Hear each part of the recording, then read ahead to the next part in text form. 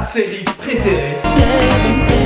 Et oui, après avoir fait les 7 meilleurs gardiens du monde, bah j'enchaîne avec les 7 meilleurs défenseurs centrales. Sans plus tarder, commençons tout de suite par le numéro 7. Je veux bien sûr parler de Pepe, le joueur de Beşiktaş depuis cette saison, qui a passé quelques années au Real Madrid, où il a gagné 2 Ligues des Champions, 3 championnats d'Espagne et malheureusement 1 Euro avec le Portugal. Pourquoi il est 7ème? Tout simplement parce que cette année, il a peu joué. J'aurais fait ça l'année dernière, je l'aurais mis dans le top 3 je crois. Mais là, il a peu joué cette année, il a été blessé, il a fait 1 Euro de fou. Du coup, bah, c'est toujours difficile d'enchaîner après une victoire lors d'une Coupe du Monde ou lors d'un Euro. Il est toujours bien placé, il est dur sur l'homme, c'est un lâche-rien. Bon, il s'est calmé, mais aussi il est beaucoup trop agressif. C'est-à-dire que des fois, il peut péter un plomb. Ça fait longtemps que ça lui est pas arrivé, mais avec une bête comme ça, on sait jamais. Numéro 6, bien sûr, encore un joueur du Real Madrid, Raphaël Varane. Ça fait 6 ans qu'il joue au Real quand même, hein. Il a 24 ans, 3 Ligues des Champions, 2 championnats d'Espagne à 24 ans. C'est juste magnifique. Mais c'est pas parce qu'il a des trophées, je le mets 6ème. Tout simplement, c'est parce que bah, il est rapide, il est bon de la tête, il a une bonne anticipation. Non, sérieusement, c'est un cadre de l'équipe de France. Son point faible, c'est qu'il manque d'agressivité. Tu vois, par exemple, contre l'Allemagne en 2014, lors du but de Hummels, bah, là, tu vois, il perd son duel. Il est pas assez vicelard encore, tu vois. Et ça, il faut qu'il travaille, tu vois, dans l'agressivité. Tu vois, Pepe, il était trop agressif, et bah lui, il est pas assez agressif. Je sais, pour mon numéro 5, vous serez peut-être sûrement pas d'accord. C'est pas grave, car il s'agit de Thiago Silva. Eh oui, je sais, Oshialo. Je sais ce que tu viens de dire. Tu viens de dire, mais le mec, il a pas de mental, il a pas machin. Mais je m'en bats les couilles, moi, je te parle sur le terrain, moi. Je m'en bats les couilles qu'il pleure parce qu'il veut pas tirer un tir au but. Je m'en fous de ça, en fait. Moi, je te parle sur le terrain. Et sur le terrain, c'est un monstre. Sur le terrain, c'est un monstre. Tu le passes pas comme ça, lui. Et à Mbappé. Pourtant, Mbappé, l'année dernière, c'était un phénomène. Bah, lors de la finale de la Coupe de la Ligue et le trophée des champions, oh là là là là là, Thiago Silva, il l'a brisé, il l'a brisé. Donc c'est un très bon défenseur. Il est passé par le Milan, bien sûr, il a joué au Brésil. Il a une Coupe des Confédérations,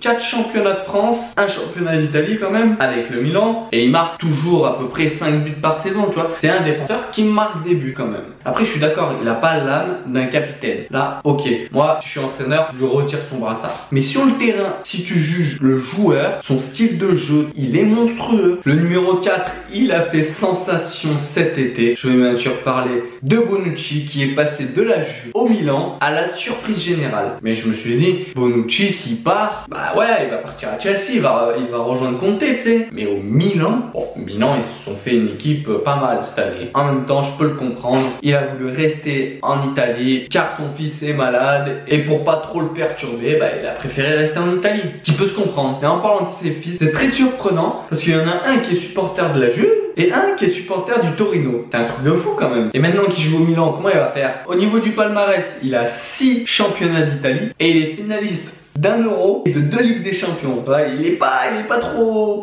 chatard sur les finales hein, quand même. Hein. Ça fout mal. Hein. Mais au moins avec la Juve, il va en finale. Alors qu'avec le Milan, je sais pas s'il va y aller. On verra. Hein. Non, c'est un très bon défenseur. Hein. Faut savoir que quand il est arrivé à la Juve, il était très critiqué. Il était pas très bon. Et là, mais progresser, vraiment un truc de fou. Avec des Barzagli, des Buffon à côté de toi, tu peux que progresser de toute façon. Mais voilà, pourquoi il est numéro 3? Parce que je me dis que sans Chiellini ou sans Barzagli, je sais pas ce qu'il vaut, tu vois, j'arrive pas à savoir parce qu'il a toujours joué à la Juve, tu vois, avec ces deux-là, et en équipe d'Italie avec ces deux-là. Là, il va jouer avec d'autres joueurs, et est-ce qu'il va sortir du lot? Je sais pas, tu vois, et il a toujours joué à la Juve, la meilleure équipe, tu vois, la plus forte, donc voilà, il n'avait pas forcément, tu vois, de rival. Après, en Italie, avec l'équipe d'Italie, il s'est frotté à des grands attaquants, tu vois. À la Juve aussi, bien sûr, ne me faites pas dire ce que je veux pas dire, mais seulement, je veux le voir sans ces deux joueurs. Voilà,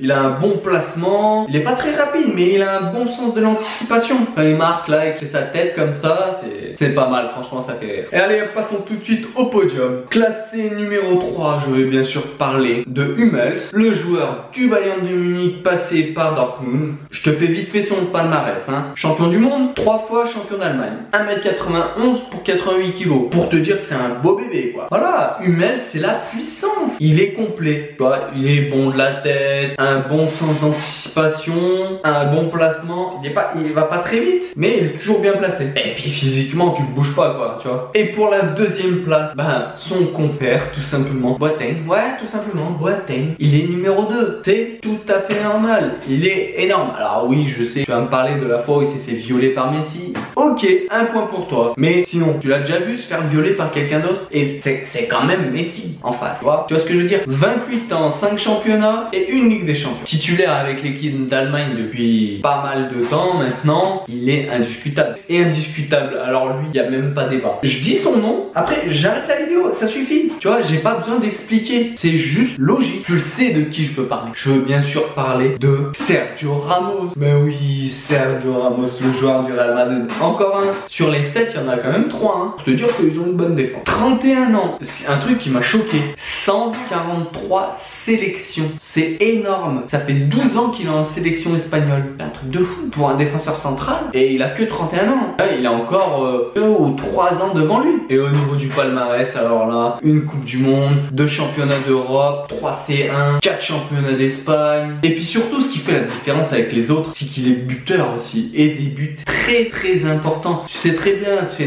Finale de Ligue des Champions 90e contre le Barça 90e. Enfin voilà, j'ai même pas besoin de dire autre chose. C'est tout. Bye, au revoir. J'espère que cette série t'a plu. Continue à me rejoindre sur tous mes réseaux sociaux au nom de Raphaël Show. Et d'aller voir dans la description, il y a tous les liens de mes potes youtubeurs. Parce que ça commence à faire beaucoup là. Il ne me reste plus qu'à te dire de t'abonner, partager, commenter et liker cette vidéo. C'était Raphaël pour vous servir. Restez branchés. On est ensemble mes assassins et faites-moi